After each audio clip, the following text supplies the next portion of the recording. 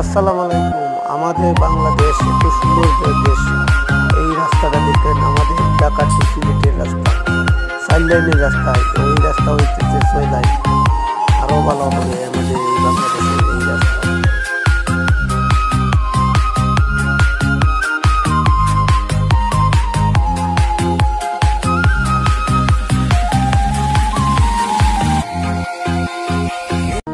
সতেরো ঘন্টা আগে ফেসবুকে পোস্ট করলেন স্বপ্ন যাবে বাড়ি আমার, 2.5 বছর পর বাড়ি ফিরলেন ভাই আমার বাহার।